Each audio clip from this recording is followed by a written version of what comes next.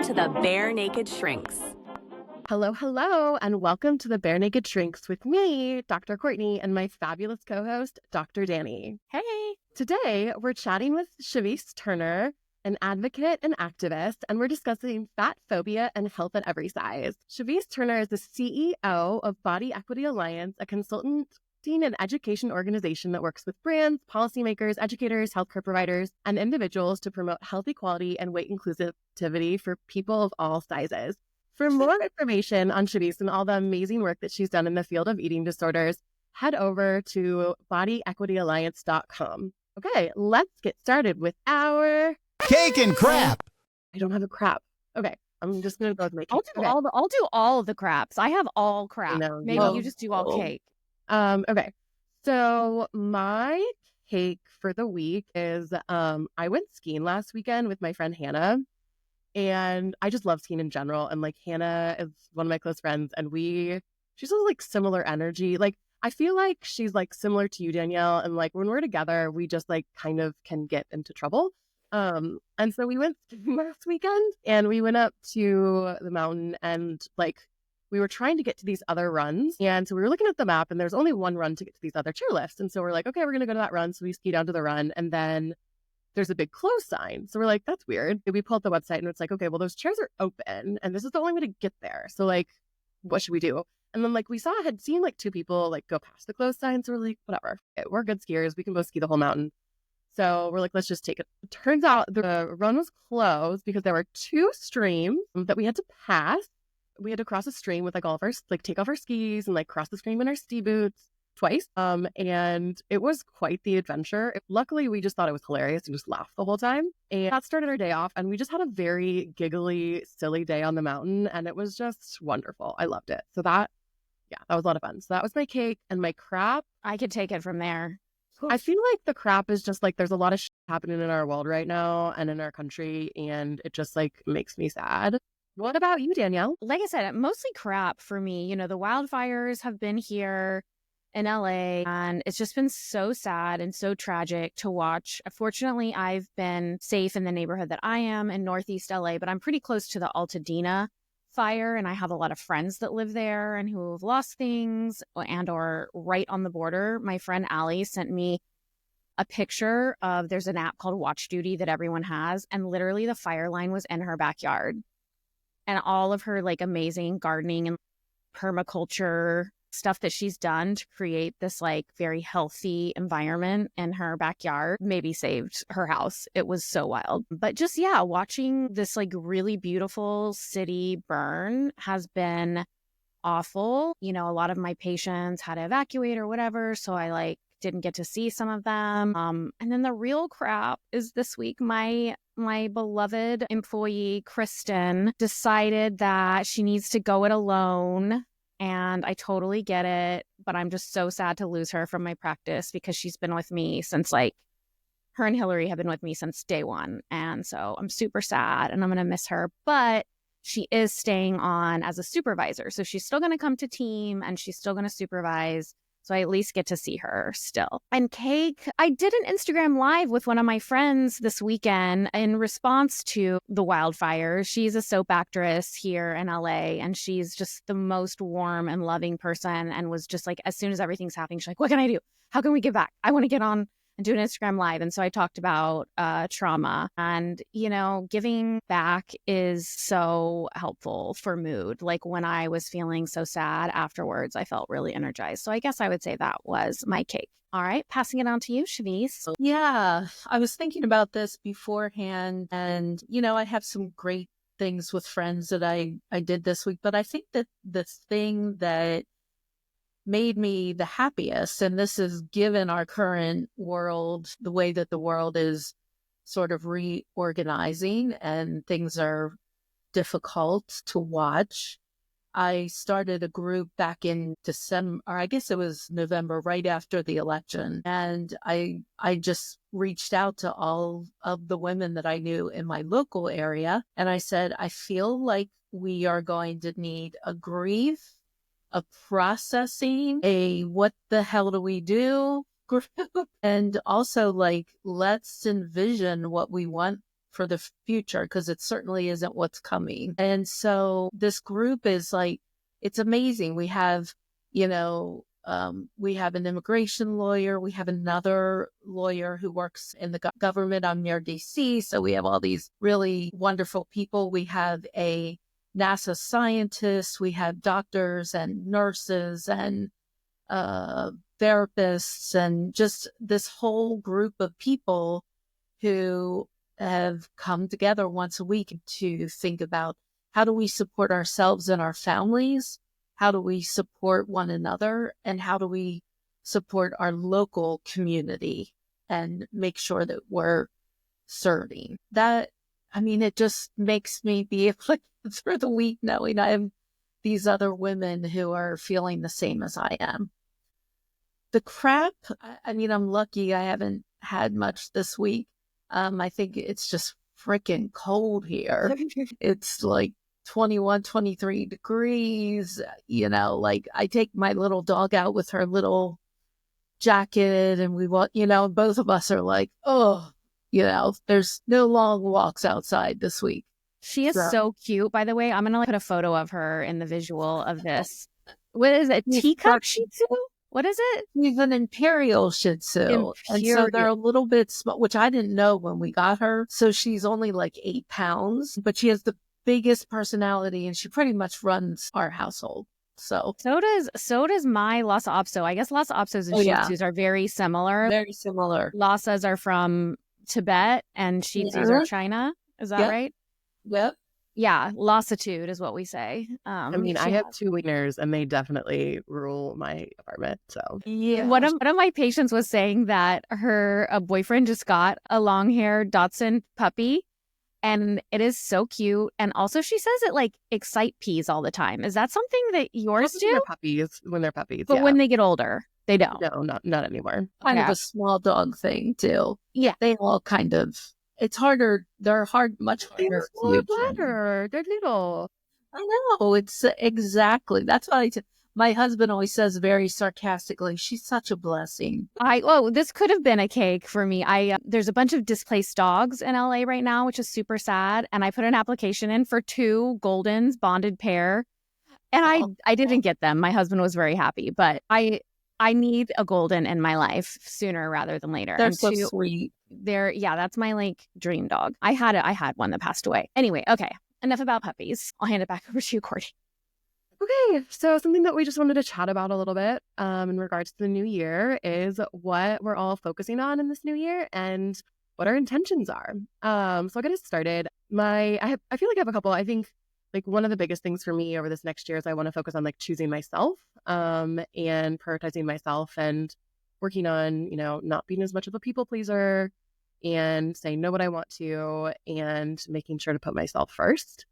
And then I think the other thing, I decided that my word for the year is belonging. And I really want to focus, I think I have a pretty good community here now in Seattle. And I just really want to focus on deepening my connections with my friends and my community and really cultivating just feeling even more settled here. So that's what I'm looking forward to. Those are great. Mine is, so I have, Courtney and I sort of share this. We are shopaholics, if that is an actual thing. But genuinely, it has become a problem. I realize when I'm stressed, I go to the apps. I freaking love Temu.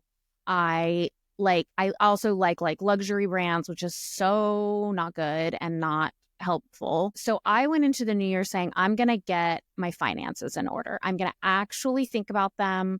I'm going to actually be a good business person and not focus on superficial things. And I watched a documentary on Netflix, Buy Now, which was really helpful, and just learning how much waste shopping contributes to in this world. And the fires, it was all coming together, climate change and the fires. And then I was like, oh my gosh, all of my overconsumption is contributing to this. So that was really helpful. And then I also decided to start attending Debtors Anonymous just to literally have a place to go. I've never been in the AA crowd or never been part of that.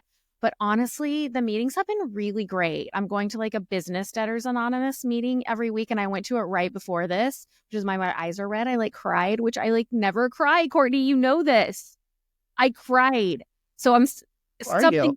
you? I know. So something good is happening, and so yes, this year is about being solvent with my business and taking control of my finances and trying and using it as like a financial feminist kind of way, like I need to be in control of my own finances and not rely on family or my husband's income, because that is just not where I need to be right now. So that is my intention, and I'm really excited about it, and I'm going to keep everyone posted on my journey because I'm going to stick with it. I'm going to go to the meetings and not shop frivolously. That's so awesome. I did something similar last year. I didn't go to any meetings or anything. I've been in 12-step, and my mom is recovering alcoholic. So it's kind of been in it forever since I was a teen. But I think that's a really great idea. And so anyway, my intentions for this year are, one of them is, and it goes back to the group I put together, and that is to be in more community locally and to, just be involved and know what's going on. I mean, I've always been kind of involved, but not as much. The second thing's a little more fun, and that is, I used to ride horse when I was younger.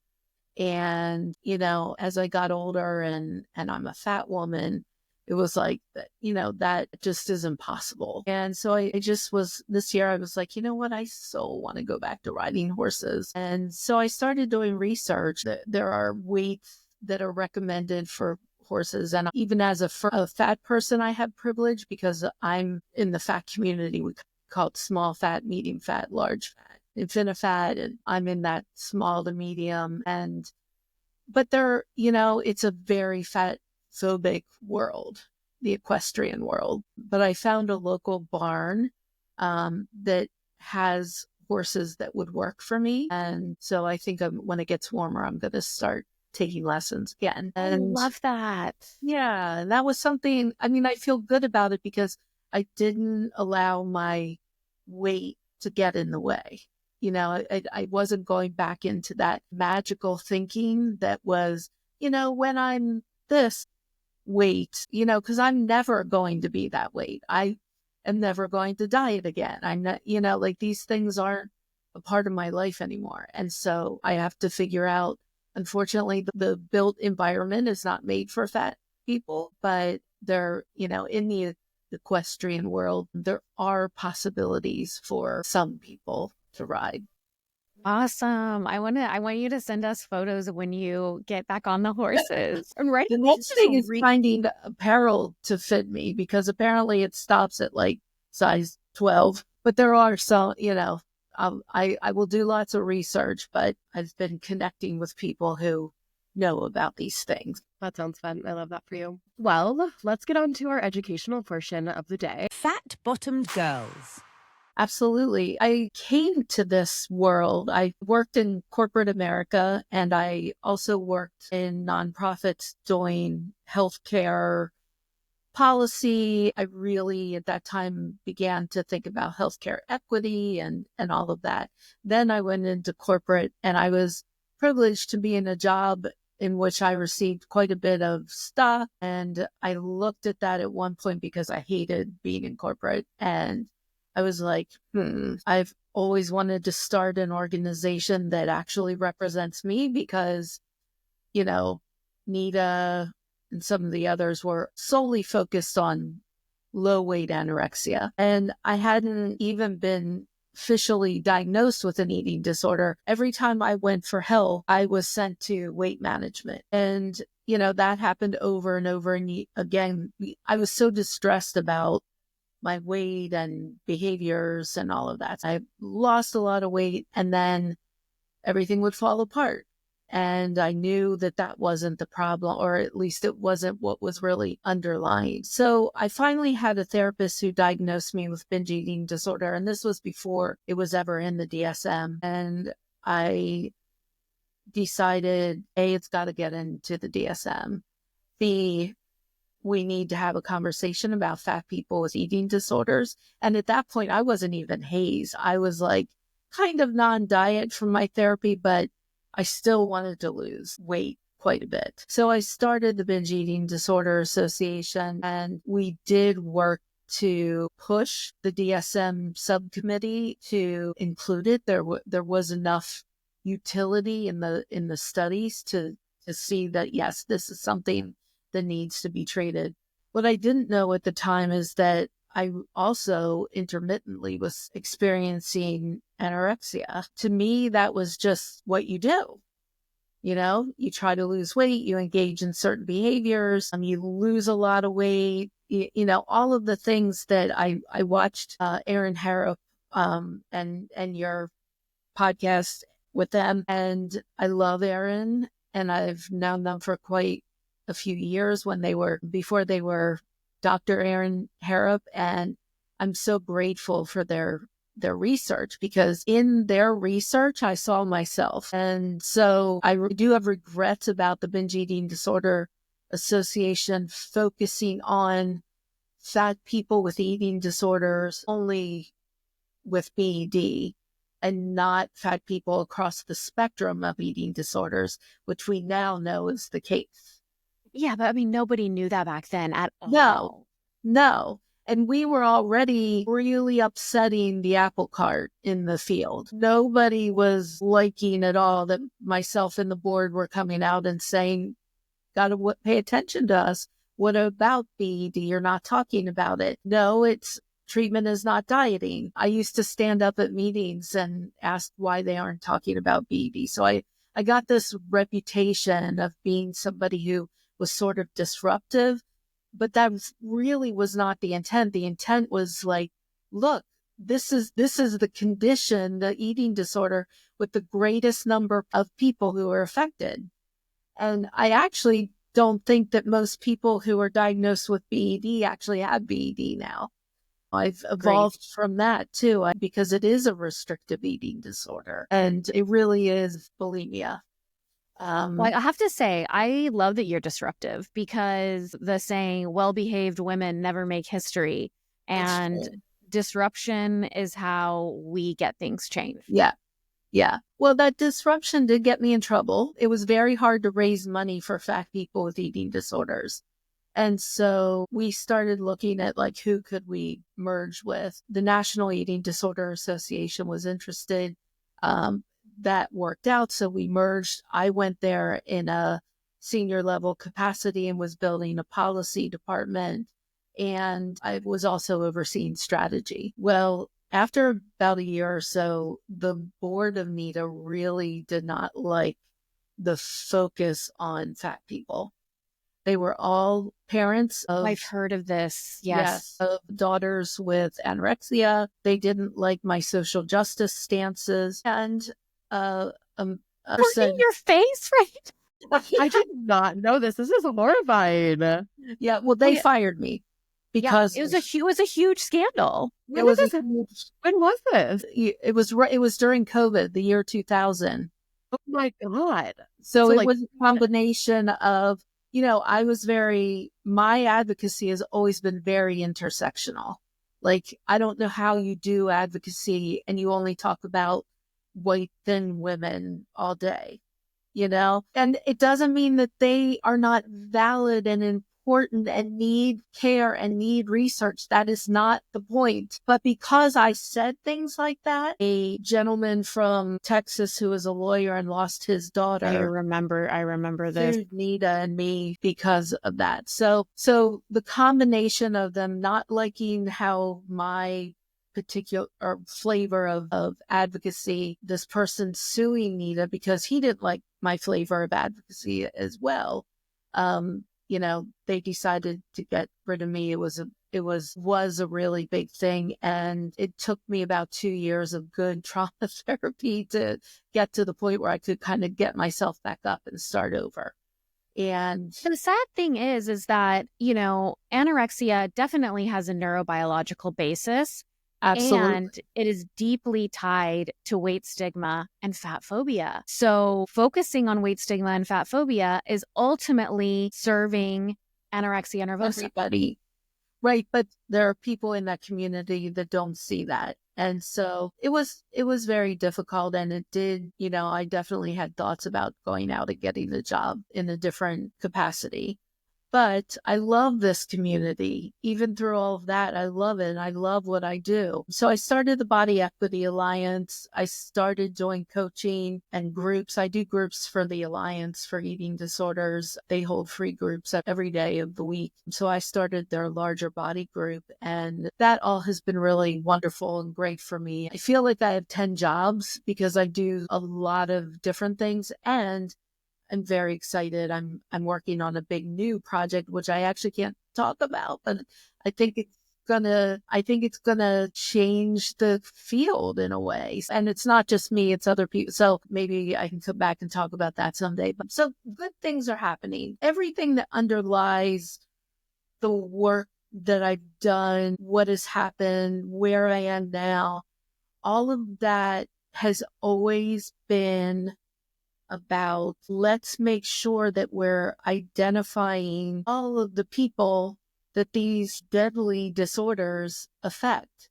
And let's really recognize that they come in all different shapes and sizes and colors and ages and, nationalities and cultural backgrounds and genders and who they love. And so that has always been my driving force. And, that is why Health at Every Size really resonated with me, because at the end of the day, it is used in the clinical sense in terms of helping people to connect with their bodies, to, no longer look at fat on our bodies as a bad thing. It's physically and mentally a paradigm that is so much better for us than weight cycling. And it's not generally what most people want. Most people in our culture, including people with eating disorders, want to be in smaller bodies. And we can't do that without harming our bodies. That's the unfortunate thing. There's some science, but it's very hard for researchers to get funding because it's such an alternative paradigm, even though in the eating disorders field, most eating disorder clinicians utilize it now because over time they've seen the results and how people are able to recover. And there are physicians and nurses who are, another phrase that we use is weight inclusive health or weight neutral health, as you know. And those are really the same thing. And it really is about looking at the whole body and understanding that our mental health is so connected to our physical health, and, dieting and engaging in behaviors that really only set us up for failure long term, even short term. They're not good for our bodies. And so many of us are living with that. We're living with the metabolic outcomes of weight cycling for years and years and years, and so many other things. So I'm proud to have, this is so therapy oriented, but I'm really happy that I know what my values are and that I know morally what the diet industry has done to our bodies. I'm not quite sure how they live with themselves. I know they don't see it that way, but my values and my morals in terms of this body being really valuable and really wonderful at any size, that's more important to me. And it's helped me recover. All the CBT in the world did not do much. I really needed to do the work that was around the effects of anti-fat bias, or, we're moving away from using the word fat phobia and moving more towards anti-fat bias. And the result of that is weight stigma. And weight stigma is what happens to us as a result of that anti-fat bias. Thank you for the anti-fat bias. You just educated me. I did not know that was the preferred term, so I appreciate you sharing. Yeah, the reason the fat community doesn't like it so much anymore is that it's really not a phobia. I mean, you can think of it that way, but It's catchier to say, but it's not, yeah, it doesn't encompass the real issue. right. And also there was concern about likening it to other kind of phobias and that being disrespectful to people who have actual phobias. So anti-fat bias also nods to the racism that weight stigma really came out of. Mm-hmm. I think it's important also to know that weight stigma is a trauma. It's microaggressions on a daily basis. It's the TV, it's grandma, it's people at the grocery store. Like I've had people ask me if I really need to buy certain things at the grocery store. And, I spend $400 a week on groceries because I have 2 young adult boys who work out every day and are in sports, and they're like the amount of food that goes into them. Can't imagine. So my grocery cart is like full of stuff, and it's an all foods fit grocery cart. My kids eat really well, but who cares? They can have what they want as well. So it's sad. So it's the microaggressions. It's the living in this culture, steeped in it every day, every week, every month, every year. Am I being fired from NITA? That felt like a big weight stigma punch to me, because that is macro aggression. Yeah, it was a macro. It's true. Yeah, that's how it really felt. And I know that I walk down the street and the first thing that people see about me is I'm fat. I know that. I'm a lot better at handling it now. My doctors do not get away with anything. I think I'm their worst nightmare patient sometimes. Honestly though, I bet that some of them appreciate you and appreciate the education that you're giving them and the amount of patients you could be helping because you're educating them. My primary care doctor is now a weight inclusive doctor. I've known her for 20 years and she's been on this journey with me, and she sees the benefits, and it's really great. I have a cardiologist, and he comes in every time and he says, "Miss Turner, we're not weighing again." And I said, "No." And then he's like, "Tell me about your work again." And then my endocrinologist, I am on Mounjaro for type 2 diabetes, and she keeps wanting to bump it up because she wants me to lose weight. And I'm like, but my numbers are very good. I'm basically not even diabetic on it, in terms of where my A1C is. Right. And so I'm like, that doesn't make sense to me medically. We all know what they say, but I have the right of refusal, and I have the right to do what I feel is right for me. The doctors work for us. It's not the other way around. And I respect them, and I will always listen. I won't be stigmatized, and I'll make the final decision.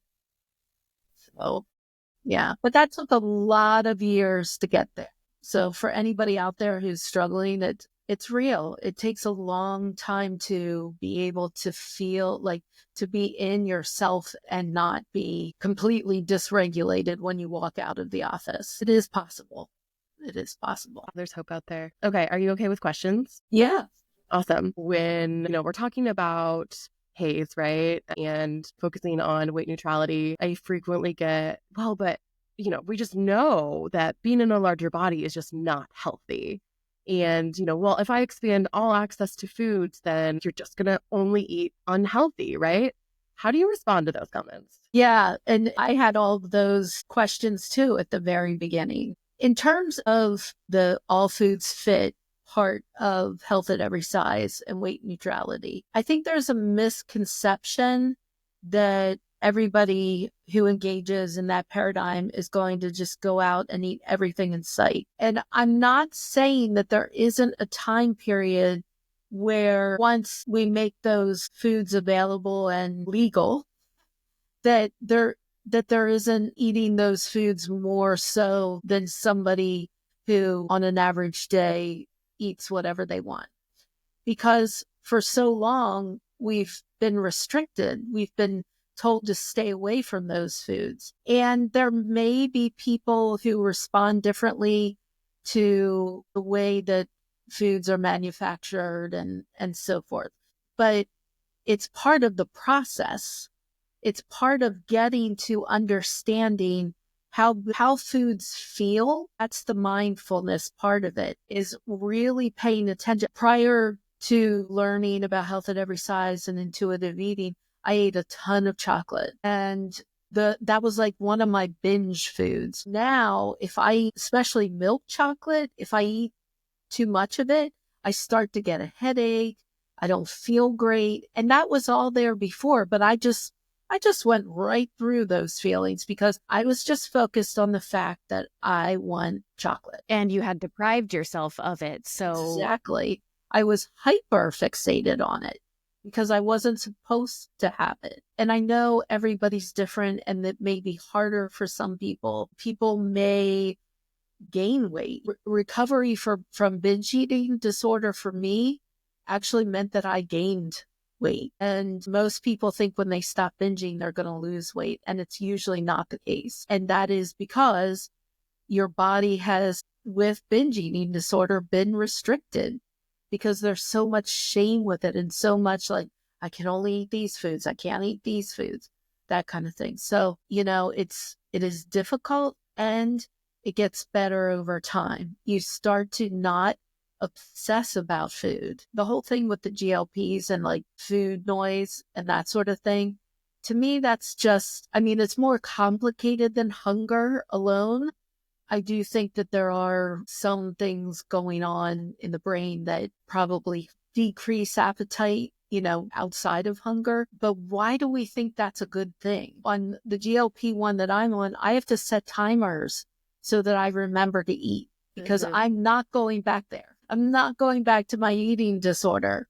And so I'm going back to the beginning of when I started recovery and I set timers to remind myself to eat. But health at every size and intuitive eating does is it really helps you regain hunger cues that you've lost because you've suppressed them for so long. And in terms of the health piece of it, there is lots of research that is already out there and emerging research that shows that weight cycling actually contributes to metabolic issues. It actually makes people fatter. I don't want to say that that's a negative thing because I don't want anybody who is fatter as a result of weight cycling to feel badly about that. We have all done it, those of us who are fat. I always say I dieted my way into fatness because every time I lost a lot of weight, I gained it back plus some. And that's what the research shows. Losing that weight, and there's lots of nuances to this, but losing that weight does not mean that you're going to be healthier. There conditions that are associated with fatness are conditions that people of all sizes have, and we can treat those conditions. I have type 2 diabetes. After I had my oldest son, I went into heart failure because it was the biggest metabolic change in my life. I had weight cycled my heart muscle into being weak. Yeah. So we need to like trauma bond over terrible births at some point, Chevese. Yes, we'll have to talk about that. My son's 21 now, so we both survived it. I've survived 21 years having cardiomyopathy, which is something that happens to all people along the spectrum with eating disorders because of that weight cycling. And in anorexia, especially when you lose a lot of weight, sarcopenia is an issue in eating disorders, and that's muscle loss. Your heart is the biggest muscle in your body. Yep. And what is one of the biggest side effects of GLP-1s? Sarcopenia. Fascinating. So, I think are going to see down the road lots of people with weaker hearts because of these drugs. Yeah, that the heart thing, no, but yeah, I totally am with you on that. I had the same muscle wasting that you're describing when I was on it. I've been doing weights and trying to make sure that, especially as heading into older years, I guess. We were, before you signed on, Courtney, we were talking about our menopausal journey, which all right. yeah, I know. Courtney's so over me talking Right.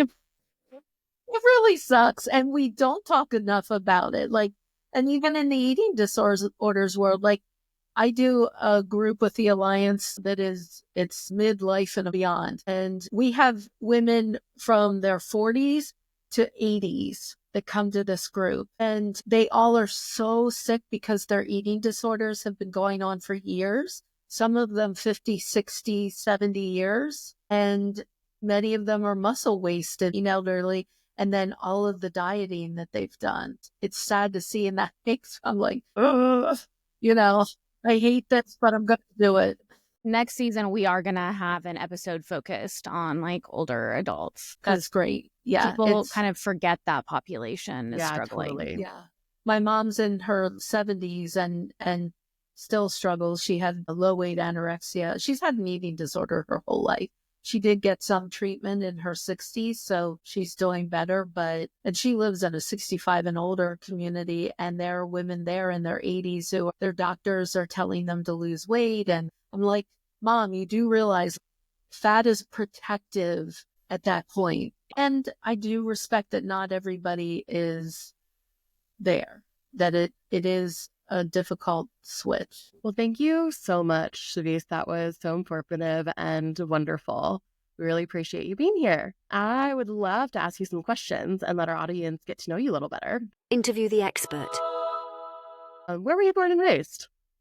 I was born in Amish country, Lancaster, Pennsylvania. No way. Yeah. How was that? I grew up in and around Amish people. I actually did one of my first diets with an Amish family. I mean, that's a whole other story. Yeah, we know eating disorders and religiosity are very tied together. Oh my gosh. What are your favorite hobbies or activities to do in your free time? Gosh, I am terrible because I feel like I'm a workaholic. But I love to travel, and I really do enjoy cooking. I hate the Monday through Friday for my family. Not that I hate cooking for them, but it's a drag. It's not fun. It's not like It's a not fun. artisanal experience. No, but I do love having like dinner parties and community, and that's a lot of fun to me. I wish I were more. I've been taking some painting classes, trying to get into that a little bit. My mom is an artist, and I'm like, aren't I supposed to have that gene? Shouldn't I be doing this? But I'm just learning how to do like faces right now. But creativity comes in many different ways. And I think these It does. communities you've built and the business you've built takes creativity. Yeah, it does. It does. But I do, like all of us, sometimes I'm like, what am I doing for myself? But then I'm an extrovert. People do give me energy as long as they're not toxic. Energy vampires. Yes, there are those out there. Yeah. Do you have any personal or professional goals that you're currently working towards? Yes. I mentioned that I'm working on a big project that I can't talk about yet, but I see that as sort of my landing strip into eventual retirement. Because at my age, you actually start thinking about retirement. And I never thought I would be at that point. And I also can't imagine retiring, actually. Same. And thankfully, what I do, it's not like corporate where you're like, I can't wait to get out. And Isn't that awesome that we have jobs that like, I'm the same. I don't really, like, I want to sit in this chair behind me until I'm like cognitively impaired. Yeah. Yeah. My husband, he architects IT stuff and works for a big company. And he's like, I can't wait. And I probably won't, because he always needs to have lots of things to do.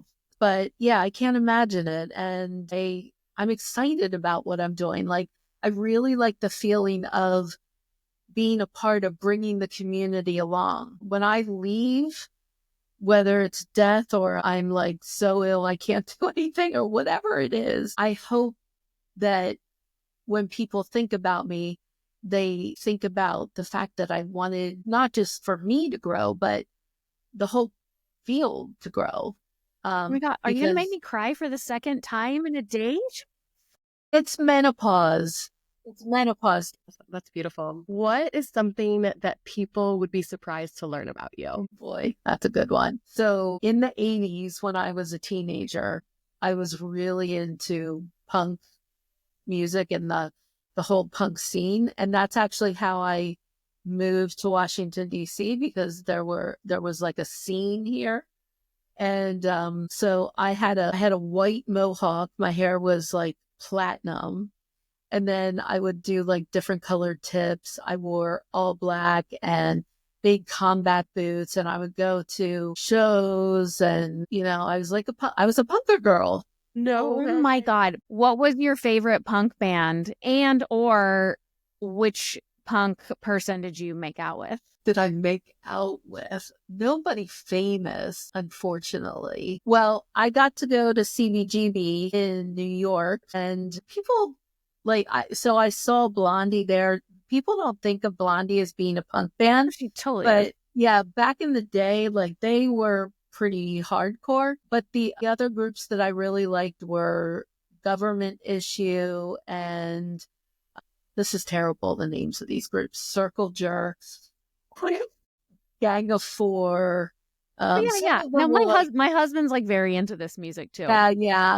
yeah. So, and then some of the groups that weren't quite punk, and they were kind of new wave. And I kind of went from that into being like a really big Cure fan, Mhm. the Cure. Yeah. And then I got kind of gothy for a while. Yeah, I love like New Order and Yeah, me all of too. that vibe. All of that kind of kept me from, and I was in the throes of my eating disorder. So I was doing all kinds of, I was a mess. Substances. Substances. But, I wouldn't change it. I learned so much from my eating disorder. They saved me in some ways. They saved my life. Yeah. Yeah. Okay, Chevese. So, what is our homework? You better work. Work it, y'all. Work it, girl. I think that the homework for anybody who is struggling with your body, one of the things that you can do is really just start reading. Start reading about health at every size, intuitive eating. One of the things I do with Wendy Oliver Pyatt, who's a psychiatrist in the field, we do Weight Stigma Awareness Week every year. And the website for that is weightstigmaawarenessweek.org. And there's lots of videos there from previous years. There are resources, books, all kinds of things. I think just really kind of diving in, because when you start reading it, you kind of get the feeling for what this is all about. Also, follow fat people on social media, like people who are weight inclusive and not people who are trying to lose weight. But hear about fat liberation, hear about weight inclusiveness, hear about people's stories and how there is something called fat joy. We can be in our bodies and live well. Do you have a running list of people? And if you do, would you send it to us and we could share it on our website? My running list is on Weight Stigma Awareness Week. Okay. Cool. So I compiled tons of stuff, and including like people that we follow. Now, the only thing is I probably need to clean it up a little bit over the last year. Some of the drug companies have recruited some of these folks to go on GLP-1s. It was like a big scandal. It just was really upsetting to all of us that there were some people who had amassed like these huge followings and then decided to purposely lose weight. And it makes it difficult for people trying to recover. Totally. Well, Chevese, this has been amazing and so informative. Thank you so much for joining us today. Thank you for having me. So stay tuned for our next episode with Dr. Rachel Boutte on body image in Black women. And if you like what you've heard, seen so far, please follow us on Instagram, TikTok, and YouTube. See y'all next time.